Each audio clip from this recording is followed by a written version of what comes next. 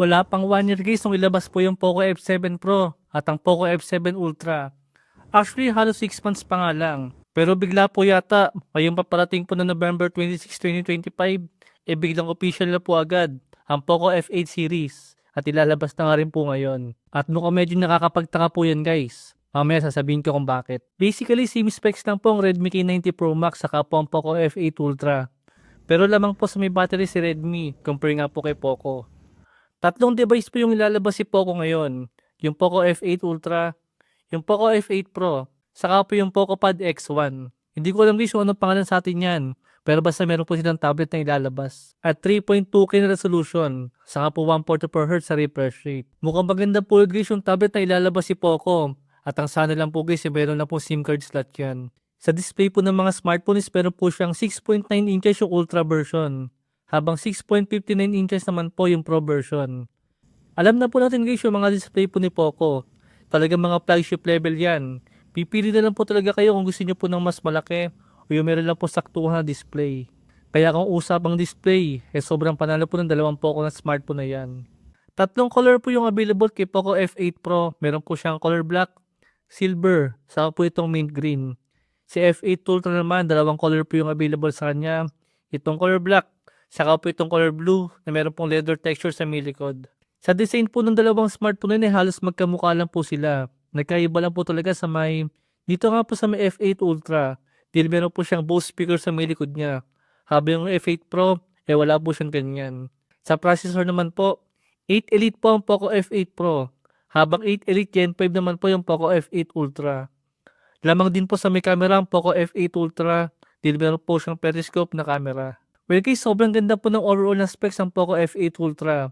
Ang kaso mababa nga po yung kanyang battery, na meron na pong 6.5 mAh siya battery. Pero sa may camera niya, sa may display, sa may performance, at sa may build quality, sobrang panalo po ng Poco F8 Ultra na yan ngayon. Dahil nga po yung Poco F8 Ultra na yan, yan lang din po guys ang Redmi K90 Pro Max. Mababa lang po yung battery ng Poco F8 Ultra ngayon. Magkakatalo na lang po ito guys sa may presyo. Kung magiging magkano po yung presyo ng Poco F8 Ultra. At feeling ko nasa around 35k po yung presyo niya. Same po ng Poco F7 Ultra last year. I mean hindi pala last year guys. After lang po ng ilang buwan. Eto guys, hula ko lang po ito kung bakit po yata bigla-bigla naglabas si Poco ng bagong version po agad ng F-series po nila. Naunahan pa po nilang ilabas yung X-series na nilalabas po ng bandang February. Pero ito Poco F8, wala pa pong isang taon guys. Yung Poco F7 Pro, saka po yung Poco F7 Ultra.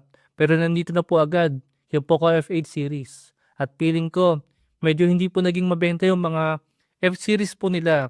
Kaya po sila agad naglabas ng mga bagong labas sa mga smartphone nila. Ngayon po guys, hula ko lang po ito kung bakit po yata biglang naglabas si Poco ng bagong version po ng F-series. Dahil kung titingnan nga po natin, yung Poco F7 Pro at yung Poco F7 Ultra, wala pa po silang isang taon. Actually guys, parang nasa 6 months pa nga lang po sila. Pero bigla na po agad naglabas si Poco ng Poco F8 Pro, saka po ng Poco F8 series. Feeling ko guys, hindi po naging mabenta yung mga smartphone na yan. Kaya po ngayon po sila babawi para po makabenta agad ng mga bagong smartphone. Kaya para po sa mga kakabili pa lang po ng Poco F7 Pro, saka po ng Poco F7 Ultra, medyo masakit yan guys. Luma po agad yung smartphone nyo.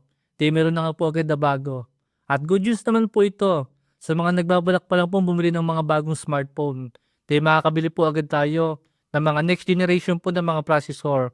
Yung pang 2026, pero 2025 pa lang po, meron na po tayo mabibili na Snapdragon 8 Elite Gen 5 na naka-global version na. Ngayong November 26 official nga po siya magiging available ang Poco F8 Pro at ang Poco F8 Ultra. Kung magiging less than 35k lang po ang F8 Ultra, panalo po yan guys. Lalo pa nga po kung magkakaroon po siya ng discounted na presyo sa around 30k or less than 30k nga po na presyo. I think sobrang panalo po niyan. Then yung Poco F8 Pro naman po, sigurado maglalaro po yung presyo niya sa around 25k. Then pagka po magsisale siya, sana maging around 20k lang po siya or less than 20k.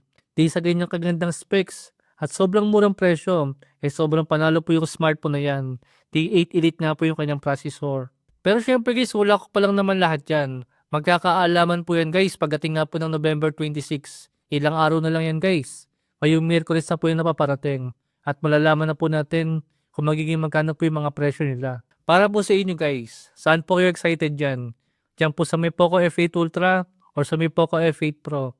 Comment nyo na lang po sa may comment section. Actually guys, alam nyo kung saan po kayo excited.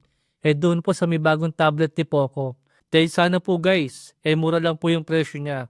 Para naman kahit pa paano magkaroon po ng mga murang mga gaming tablet po sa mga less than 15k po na presyo na meron napakagandang display at napakagandang processor. Or baka meron pa po kayong mga inaabangan ng mga ibang mga smartphone pa na sa tingin nyo po, masulit po dyan sa may Poco F8 series.